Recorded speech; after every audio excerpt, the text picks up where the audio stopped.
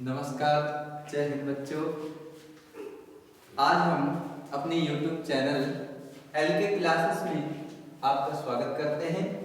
ठीक है, तो आज बच्चों हम क्लास 10th मैथ का पहला वीडियो लेकर आए हैं। ठीक है, तो आज बच्चों इसमें समझेंगे क्या है। तो चैप्टर 1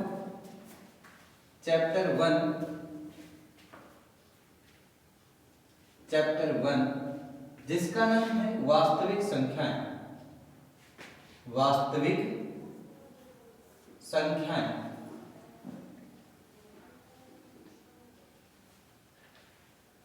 संख्याएं। तो वास्तविक संख्याएं रियल नंबर्स।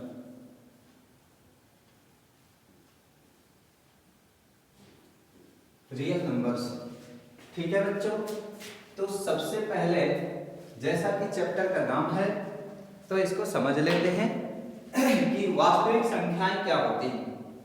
चल, तो सबसे पहली बात बेटा हमको समझना है प्राकृतिक संख्याएं। संख्याओं के कुछ प्रकार हैं, तो उसमें से जो बेसिक संख्या है मैं उनकी चर्चा कर लेता हूं। प्राकृतिक संख्याएं, ठीक है, तो प्राकृतिक संख्याएं क्या होती हैं।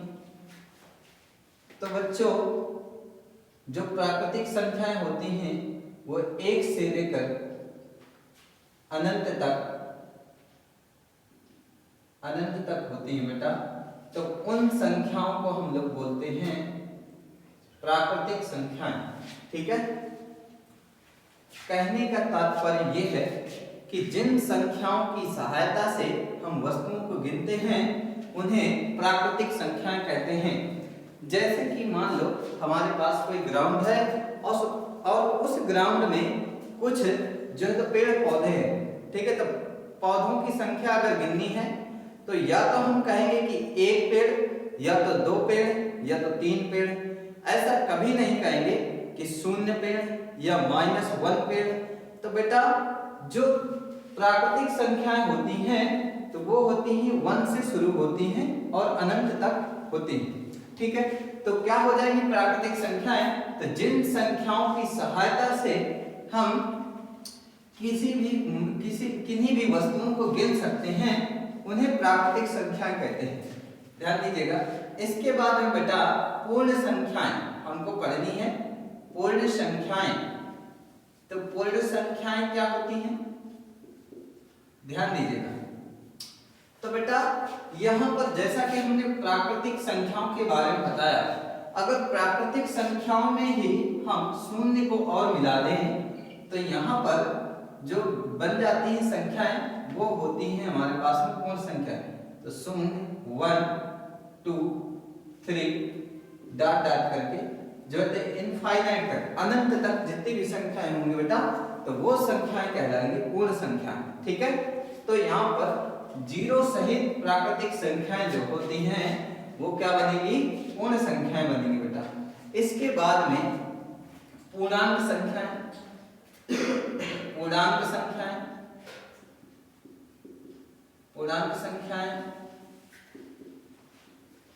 बेटा पूर्णांक संख्याओं के बारे में समझते हैं। तो इसमें जो होता है तो धनात्मक संख्याएं भी होती हैं और ऋणात्मक संख्याएं और शून्य, तीनों प्रकार की संख्याएं इसमें शामिल होती हैं। तो यहाँ पर बेटा यहाँ माइनस की संख्याएं भी होती हैं, -3, -2, -1, 0, 1, 2, 3 डॉट डॉट करके इस तरह से इनफाइनाइट तक चलती है बेटा। तो माइनस अनंत से लेकर प्लस अनंत तक जो है ये संख्याएं चलती हैं। ठीक है, तो कहने का तात्पर्य ये है कि ऋणात्मक संख्याएं, शून्य और धनात्मक संख्याएं, तीनों प्रकार की संख्याओं को मिलाने से जो संख्याएं बनती हैं उन्हें हम पूर्णांक संख्याएं कहते हैं। ठीक है बच्चों, अब बेटा आगे बढ़ते हैं, बात करते हैं परिमेय संख्याओं की। तो परिमेय संख्याओं की बात करें, ठीक है, तो परिमेय संख्याओं की बात करते हैं तो वो क्या होती है समझिएगा। तो परिमेय संख्या बेटा एक बार देखेंगे कि क्या है। तो बेटा आपको डेफिनेशन के आधार पर अगर बताया जाए तो कह सकते हैं कि जिन संख्याओं को P बटे Q के रूप में प्रदर्शित किया जाए और जिन संख्याओं को P बटे Q के रूप में लिखा जाए तथा उनको संख्या रेखा में भी प्रदर्शित किया जा सके उन्हें हम परिमेय संख्याएं कहते हैं। जैसे कि देख लीजिए यहाँ पर मैं लिख देता हूं कि जिन संख्याओं को P बटे Q के रूप में लिखा जाए और यहाँ पर Q का मान कभी भी 0 नहीं होना चाहिए बेटा, ठीक है। और इनको क्या किया जाए बेटा, संख्या रेखा पर भी प्रदर्शित किया जाए। इनको काहे पर P बटे Q के रूप में लिखा जाए, ठीक है, और संख्या रेखा पर भी प्रदर्शित किया जाए, प्रदर्शित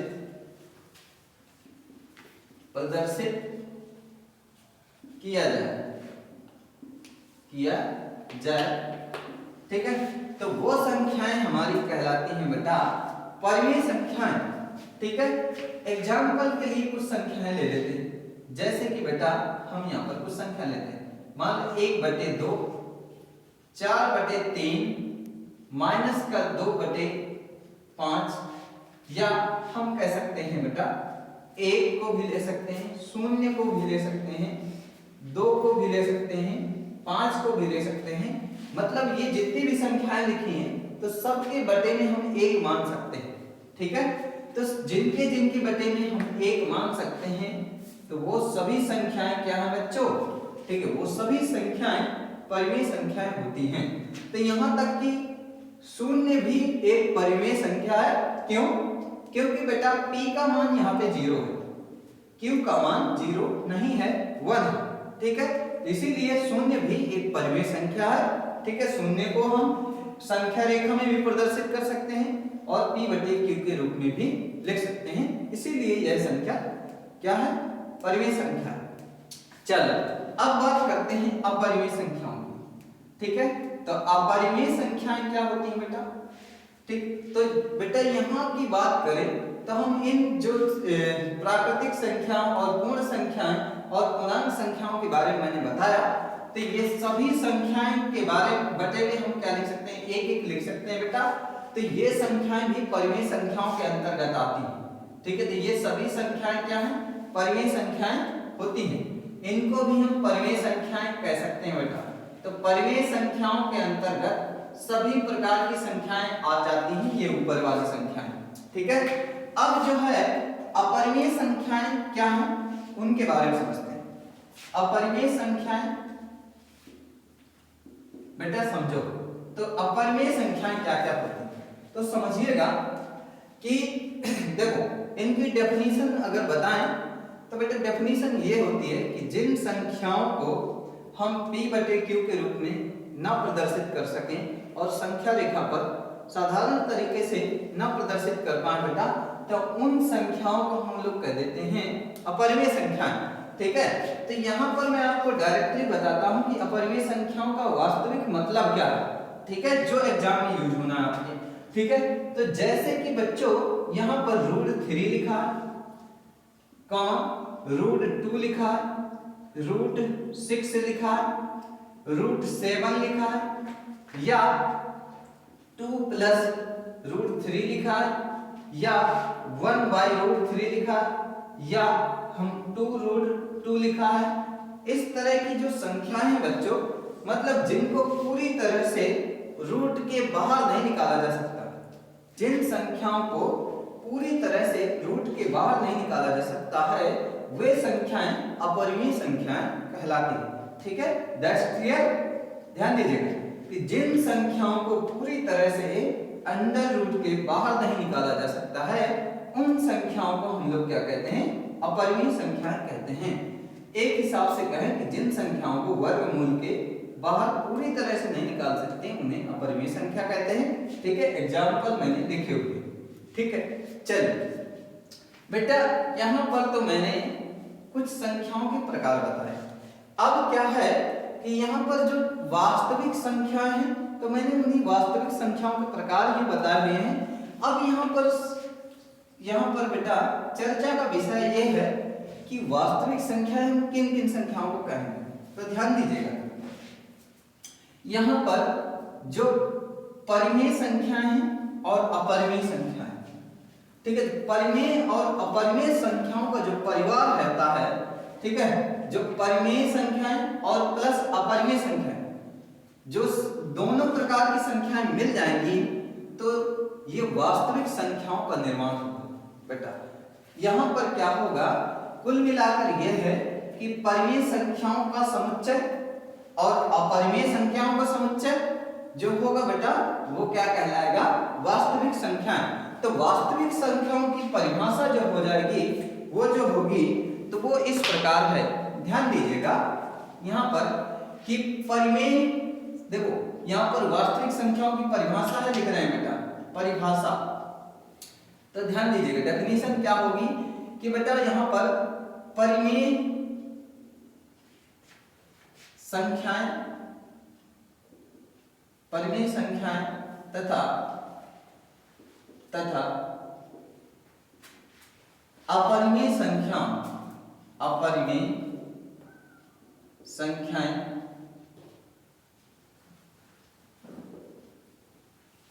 परिमेय संख्याओं लिखना है, संख्याओं तथा अपरिमेय संख्याओं का समुच्चय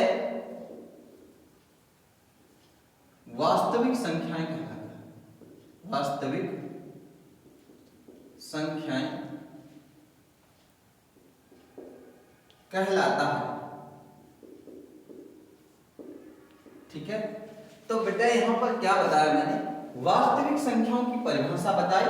ठीक है, तो परिमेय और अपरिमेय संख्याओं के समुच्चय को हम लोग क्या कहते हैं बेटा, वास्तविक संख्याएं कहते हैं।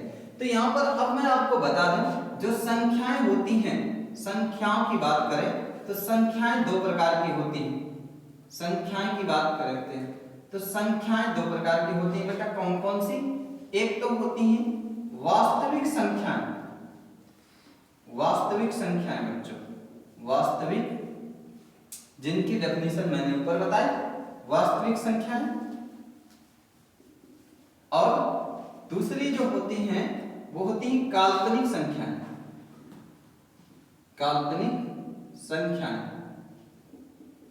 ठीक है, काल्पनिक संख्याएं और वास्तविक संख्याएं। तो यहां पर संख्याओं के बारे में मैंने बताया कि वास्तविक संख्याओं के बारे में तो मैंने चर्चा की। अब थोड़ा सा बात करते हैं काल्पनिक संख्याओं की। ठीक है, तो काल्पनिक संख्याएं क्या होती है ये भी आपका डाउट्स क्लियर कर देता हूं। तो बेटा काल्पनिक संख्याओं की जो मेन पहचान है उसको बता दूं आपको। तो जो संख्याएं वर्गमूल के अंदर माइनस में आ जाती हैं उन्हें हम काल्पनिक संख्याएं कहते हैं।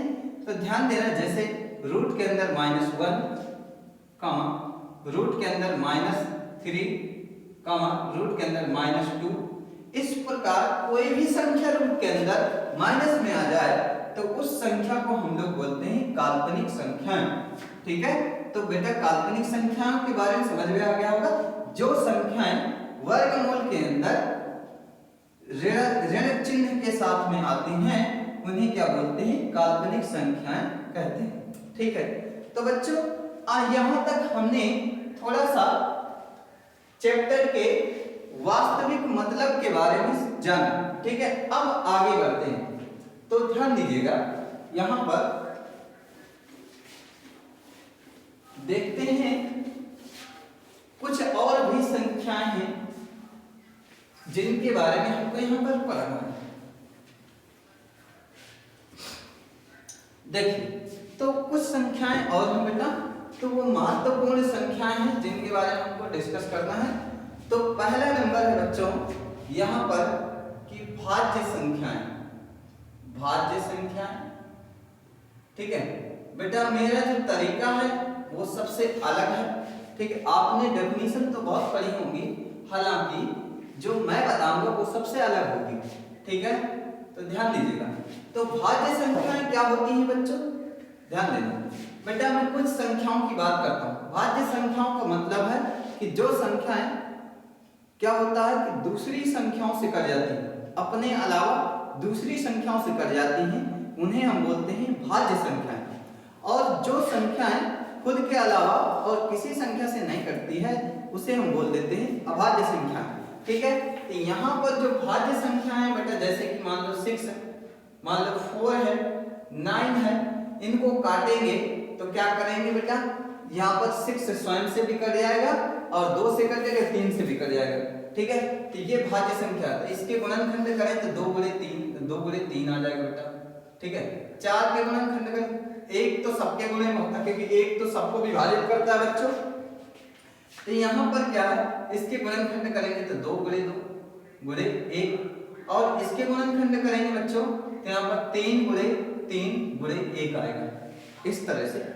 अब यहाँ पर मैं थोड़ा सा चर्चा करूंगा बेटा अभाज्य संख्याओं की। ठीक है, अभी मैंने कुछ भी नहीं बताया। ठीक है, अभाज्य संख्याएं, अभी मैं आपको डेफिनेशन भी बताऊंगा विधिवत तरीके से। तो अभाज्य संख्याएं जो होती हैं बच्चों, तो जैसे मैं अभाज्य संख्याएं 2 3 5 7 इस तरह की मैं संख्याएं लिख दिया, 11 13 इस प्रकार से कई सारी संख्याएं मैंने लिखी।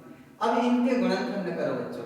ठीक है, इनको एक हिसाब से देखो तो ये खुद के अलावा और किसी संख्या से नहीं कटेंगे। ठीक है, और एक से भी ये संख्याएं विभाजित होती हैं। तो बेटा यहाँ पर समझने वाली बात यह है कि इसके गुणनखंड वही होते हैं जिनसे वो विभाजित होती है। तो 2 से भी विभाजित हो जाएगी, 1 से विभाजित हो जाएगी, तो इसके गुणनखंड क्या होगा बच्चों, 2 गुणे 1। अच्छा, 3 के 3 गुणे 1, 5 के 5 गुणे 1, 6 7 के बेटा तो यहाँ पर 7 गुणे 11 के 11 गुणे 1। ठीक है, और 13 के तो 13 गुणे 1।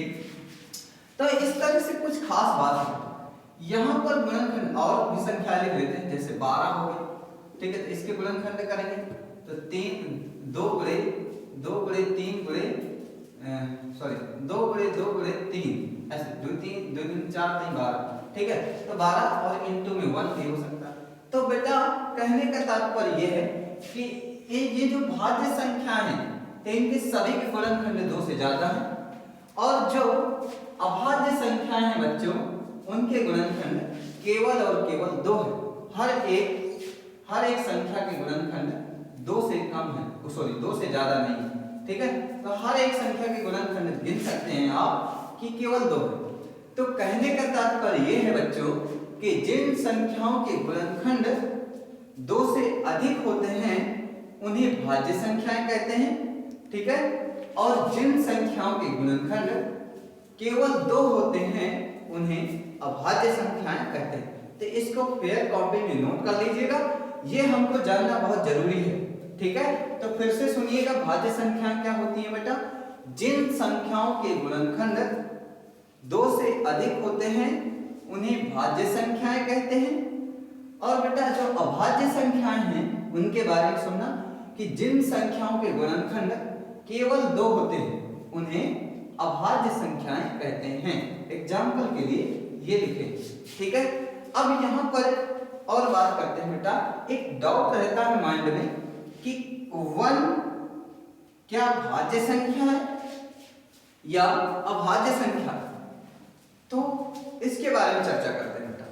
तो यहाँ पर ध्यान दीजिएगा, 1 तो केवल 1 से ही डिवाइड होता है कि नहीं, तो 1 को केवल 1 से डिवाइड किया जा सकता है। अब यहाँ पर अगर इसको 1 से डिवाइड किया जा सकता है तो इसका गुणनखंड केवल 1 ही होगा।